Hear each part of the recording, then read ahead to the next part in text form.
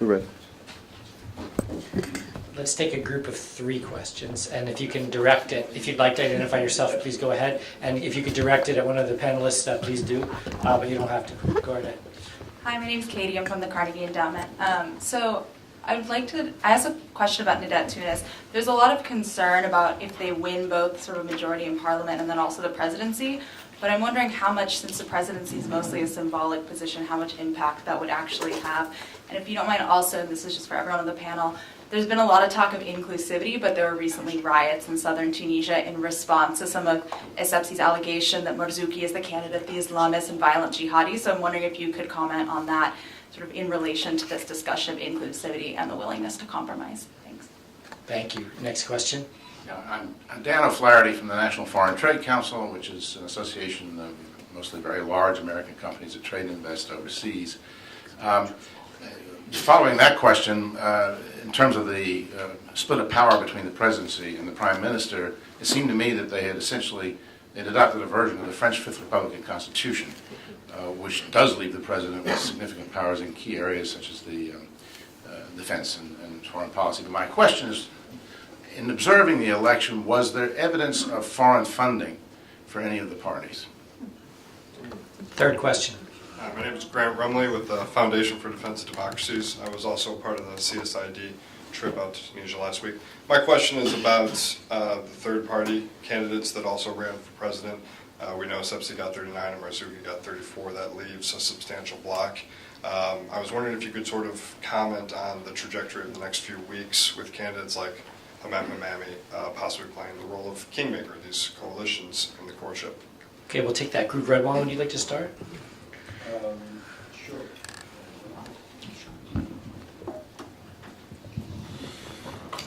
I mean, I think the first 2 questions are related in the responsibilities of the president. I think the Constitution, it would be wrong to say that he has a symbolic role. He definitely has more than a symbolic role. Initially it started that way. Initially it started towards a parliamentarian system and with the president basically playing a symbolic role. But that's not how the Constitution ended up.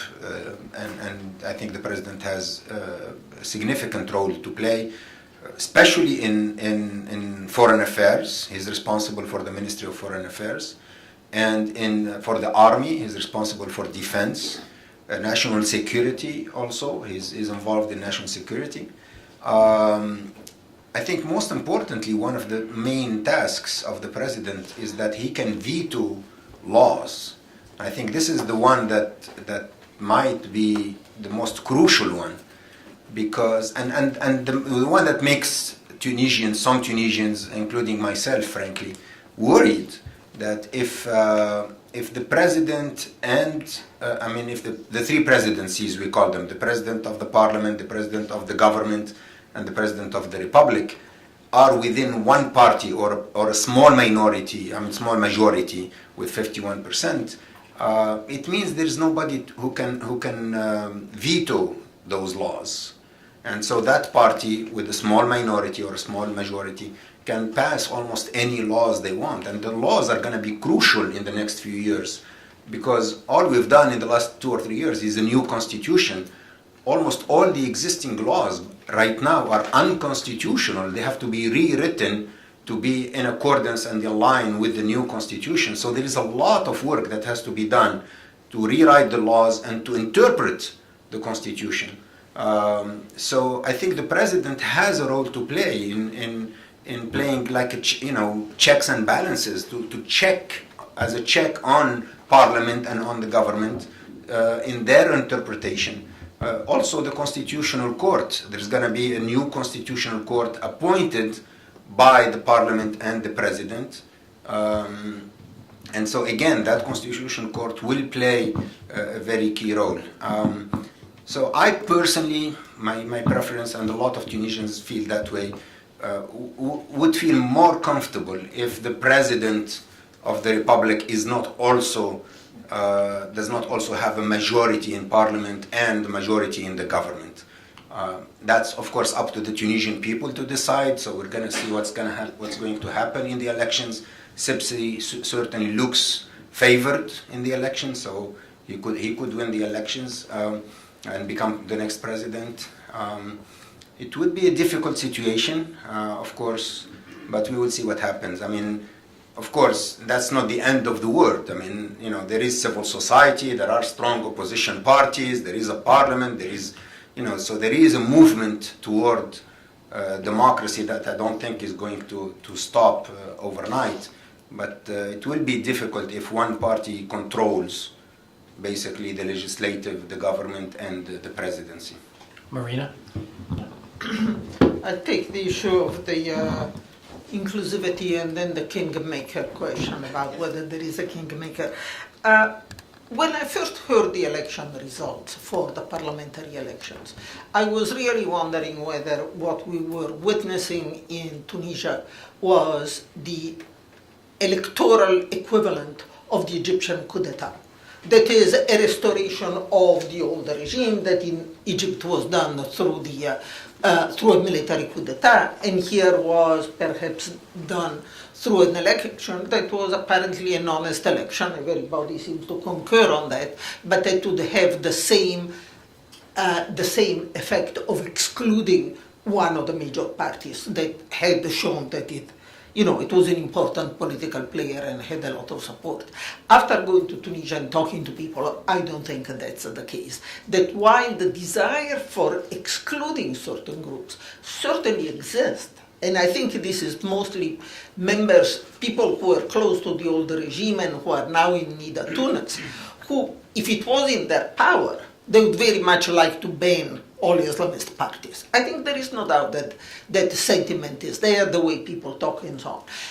At the same time, I don't think this is likely to happen. I don't think they have enough power, they have enough control, they have enough seats to really carry out, to implement a policy of that sort. So yes, would it be better to have, to have a split between not to have all the presidents belonging to the same party? Probably in a moment of transition like this, it would be better.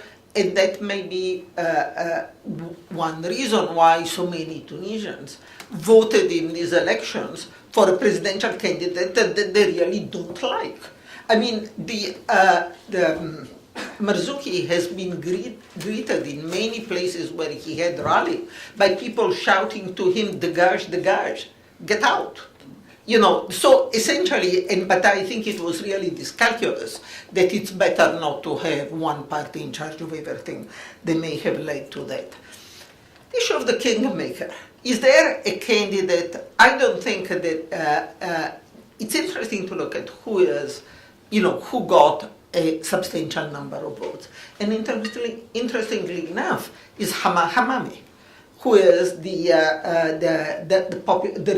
candidate of the Popular Front.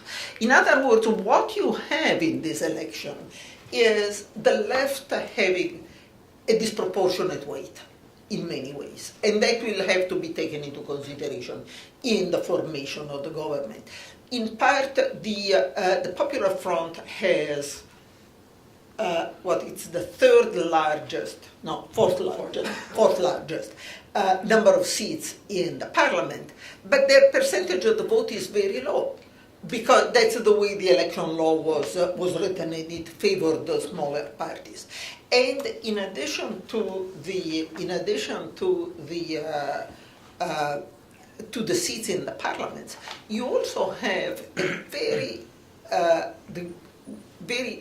clear weight of the left through the activities of the UGTT, of the labor unions. And the labor unions are mobilizing right now, there are a lot of strikes in the countries and so on. So that I think in this very strange situation in which, Nida Tunis and Nahda are really tied, well, with Nida Tunis being ahead, but are the two most important players.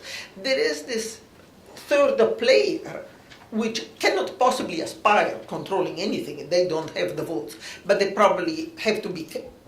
It's worth watching, because I think they're going to have a disproportionate weight in the process. Jeff, anything to add? I'll just, one contrarian view to the question of control is that, you know, just as if here the presidency and the Congress are controlled, it does make it easier to pass things. And yes, there's a risk to that, but it also means that things can move forward a little bit quicker if they avoid, as I was pointing out before, some of the petty kinds of issues or trying to seek retribution in some way or reverse things. I guess I look at it as, I think there's enough within civil society, within the coalitions of parties themselves, to try to balance any efforts to try to shove things through so that there's a chance that it wouldn't generally just become disproportionately focused on doing one party's bidding by using those two things, and in fact could be used to allow quicker response to things like national security, economics, and whatnot. And I would just, on the third party candidates, I would add that this will be a time, you know, Nida Tunis is basically a coalition of parties. This is their time to determine if they will become an entity in and of itself or just continue as that sort of coalition mentality. Most of the others, I think we've seen their depth as parties. Some will continue in a small fashion. But this was also sort of I guess I would say the end of an era in some ways. Some of the characters that we've known for decades who led the fight in Tunisia really as true small d Democrats, human rights defenders, are nowhere to be seen now in the post-election, post-constitution era. So we are seeing a change of faces, even if one or two of the elderly ones are not different. There is going to be a slight changing of the guard in other ways. How? Yeah, let me just add 2 quick points. One on the question of foreign funding, because I don't want that question to go unanswered. The short answer to that question is no. There's no substantiated evidence that there's been significant foreign funding for candidates running. That said, it's a really common concern and accusation indeed, both foreign funding and the buying of votes, I should say, which was another very common thing you heard. So it's clearly something that the Election Commission needs to be aware of, but again, just simply stating what we as observers were able to see, both over the long term and on the short term, no, we didn't see any substantiated evidence of foreign involvement. Real quickly on the question of inclusivity, I should have mentioned when I first raised it myself. I think a really important point about the inclusivity of the Tunisian political space is that Tunisian political parties have been inclusive in large part because they've had to be.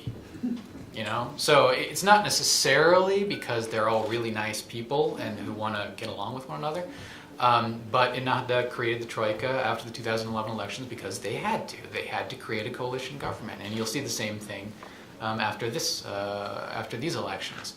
And that's just a really important point to keep in mind, I think. And again, so. Yes, there are riots and there's a great deal of demonstration and dissatisfaction with some results in some locations of the country currently. And don't forget the massive street protests that preceded Ennahda stepping down for Prime Minister Joma's interim government. And again, Ennahda stepped down because they had to. It's not because they felt it was the right thing to do. It was political expediency, which is not to be underrated. Robert? Okay. First question, Daniel? I'm Daniel Zissenwein. I'm currently teaching at Georgetown University. Question about the vote abroad, which was mentioned here. I find this really fascinating, and this is breaking new grounds in terms of transnational identity. These aren't just absentee voters. These are voters who are participating, I think, in the political process. And if perhaps a few words could be said about them. Are these new immigrants? Are these second generation? I'm thinking about France. Are they voting as Europeans or as Tunisians? What is their agenda? Phil? I'm Phil Jones. I represent former Peace Corps volunteers in Tunisia. And my question is about the districts in the parliamentary election.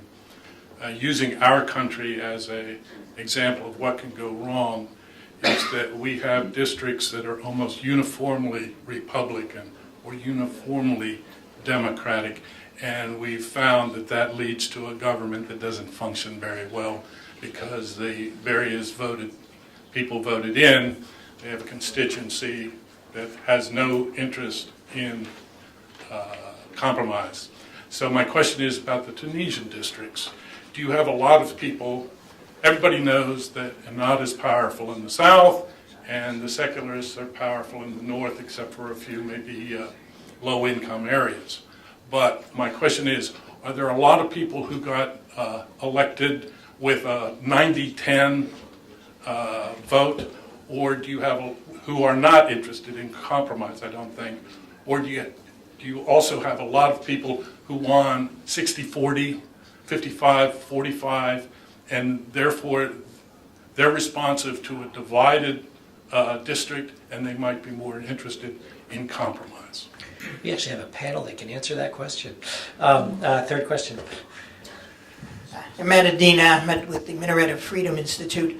I have maybe a technical question about the parliamentary system relating to Ridwan Masmoudi's concern about the possibility of a reversal if one party holds both the presidency and the parliament. Given this parliamentary system in which one party will not have a majority in parliament, it will merely be the plurality, doesn't that provide some protection against what you're concerned about, or is there something in the way the structure of the parliament works that it's not as strong as I would think it would be? I'm going to go the other way this time. Robert, would you like to take on any of those? You know,